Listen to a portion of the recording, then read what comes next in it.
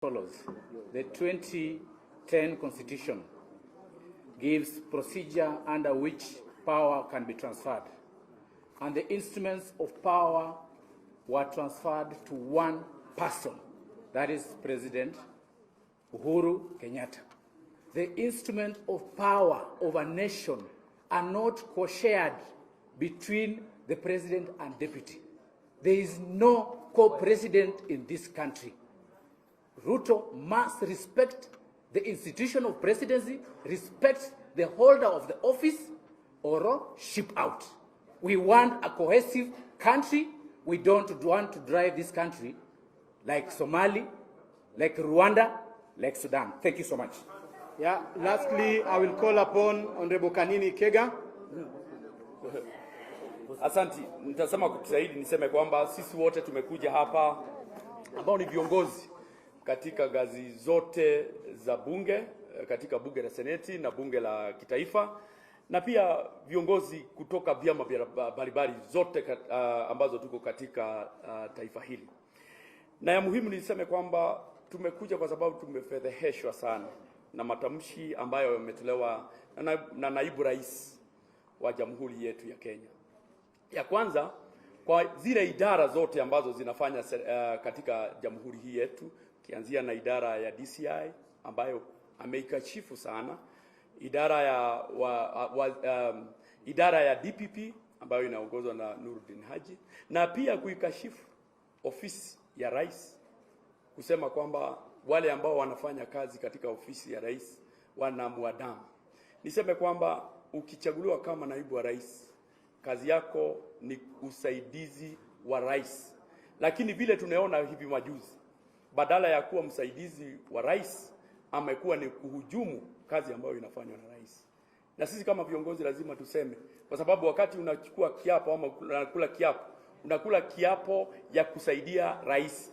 Lakini vile tumeona matamshi yake, mienendo yake, wale ambao wanahusika na yeye, marafiki wake wa karibu, hawajakuwa na mienendo sawa sawa. Na ndivyo tunamwambia, kama hataki kufanya kazi na rais, kama hataki kufanya kazi kwa kiapo kile alichokula, ni vizuri kama mtu ambaye anaheshimu sheria, kama hutaki kufanya kazi na yule ambaye mumekula kiapo pamoja, basi ile kitu rahisi ni kukaa kando.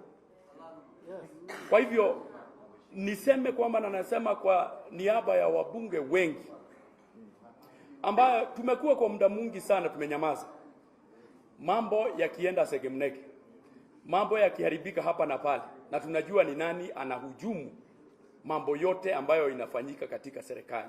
Kwa hivyo hii ni laani tunatoa kusema kwamba hatutanyamaza tena.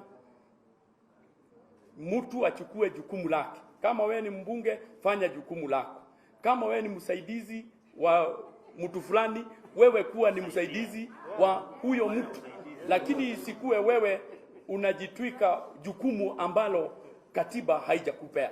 Kwa hivyo sisi tumebakia miaka miwili kwenda uchaguzi, na ni vizuri tuseme kwamba wakati huu Wakenya wanangojea wafanyiwe kazi, na hatuwezi kuwa na siasa kila kuchao, kutoka Jumamosi mpaka Jumamosi ile ingine, kutoka asubuhi mpaka usiku. Tunataka kuwafanyia kazi Wakenya kwa sababu tuna ile ahadi zile 4 haswa ambazo tuliwapatia Wakenya. The launching of ghost projects.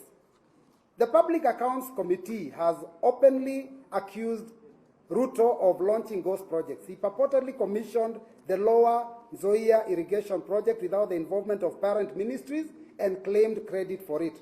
He does not launch the projects as an appropriate and official undertaking. To the contrary, he is driven by an overriding selfish and extraneous objective of promoting his egoistic ambitions to attain the office of president in 2022 by whatever means possible. We also note the issue of unbridled ambition. The deputy president is definitely guilty of public misconduct and grave malpractices and has not lived up to the oath of office that he subscribed to before assuming that office. He has not brought honor to the nation and dignity to the office of the deputy president and has failed to promote public confidence in the integrity of the high office. We are aware even in international media there is mention of his office on a constant basis in the recent past. He had rather rule Kenya than serve the people. He has not offered a selfless service based solely on the public interest. He is not honest, and his personal interests are in constant conflict with his public duties. With this state of affairs, we feel that William Ruto must shape up or ship out. He needs time and undivided attention to pursue the only thing and ambition that makes sense to him and meaning in his life, which is to dream and campaign for his 2022 presidential, presidential